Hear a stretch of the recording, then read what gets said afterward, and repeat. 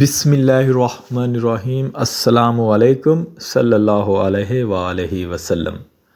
حضرت بلال رضی اللہ تعالیٰ عنہ کو حضور صلی اللہ علیہ وآلہ وسلم سے بڑی محبت تھی۔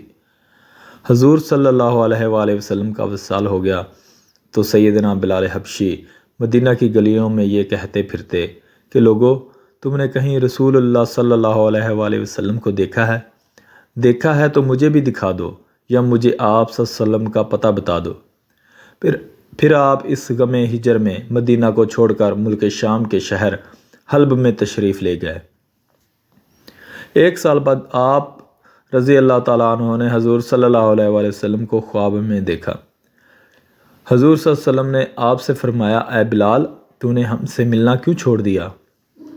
کیا تمہارا دل ہم سے ملنے کو نہیں چاہتا؟ حضرت بلال یہ خواب دیکھ کر لبیک یا سیدی، اے آقا، غلام حاضر ہے کہتے ہوئے اٹھے اور اسی وقت رات ہی کو اونٹنی پر سوار ہو کر مدینے چل پڑے۔ رات دن برابر چل کر مدینہ منورہ میں داخل ہوئے۔ حضرت بلال سیدھے مسجد نبوی میں پہنچے اور حضور کو ڈھونڈا، مگر حضور کو نہ دیکھا۔ پھر حجروں میں تلاش کیا، جب وہاں نہ ملے تب مزار انور پر حاضر ہوئے اور رو کر عرض کیا، یا رسول اللہ، حلب سے غلام کو یہ فرما کر بلایا کہ ہم سے مل جاؤ۔ اور جب بلال زیارت کے لیے حاضر ہوا تب حضور پردہ میں چھپ گئے۔ یہ کہہ کر آپ بے ہوش ہو کر قبر انور کے پاس گر گئے۔ بہت دیر بعد جب آپ کو ہوش آیا تو لوگ قبر انور سے اٹھا کر باہر لائے۔ اس عرصہ میں بلال رضی اللہ تعالیٰ عنہ کے آنے کا سارے مدینہ میں غل ہوا کہ آج رسول اللہ صلی اللہ علیہ وآلہ وسلم کے مؤذن بلال آئے ہیں۔ سب نے مل کر بلال سے درخواست کی کہ اللہ کے لیے ایک دفعہ وہ اذان سنا دو جو حضور صلی اللہ علیہ وآلہ وسلم کو سناتے تھے۔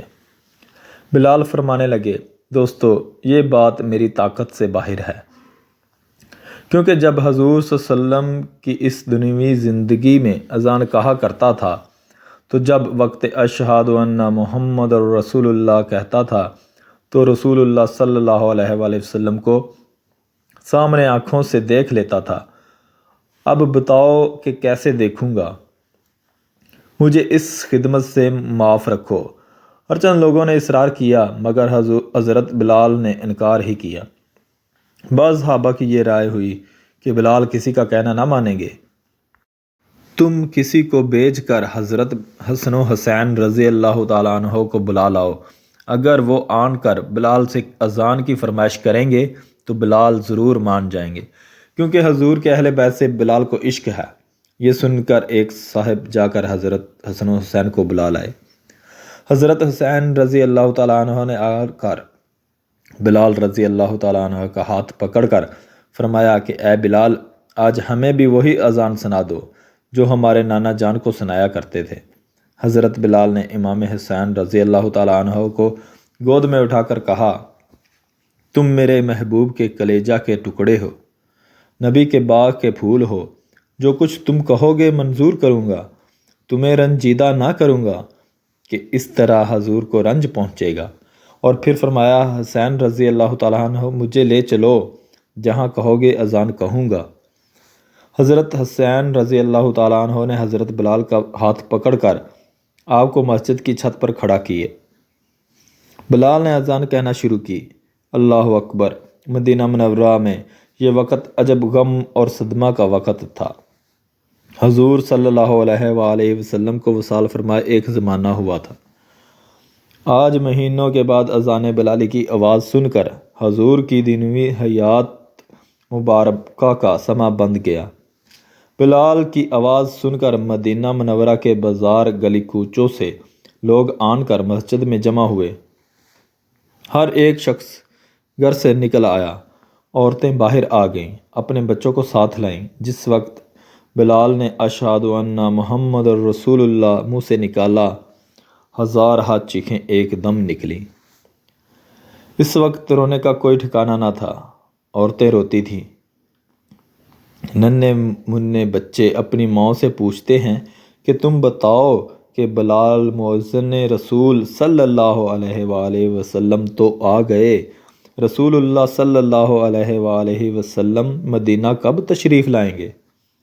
حضرت بلال نے جب اشہد ان محمد رسول اللہ منہ سے نکالا اور حضور کو آنکھوں سے نہ دیکھا تو حضور کے غم ہجر میں بے ہوش ہو کر گر گئے، اور بہت دیر کے بعد ہوش میں آ کر اٹھے اور روتے ہوئے ملک شام واپس چلے گئے۔ اللہ اکبر۔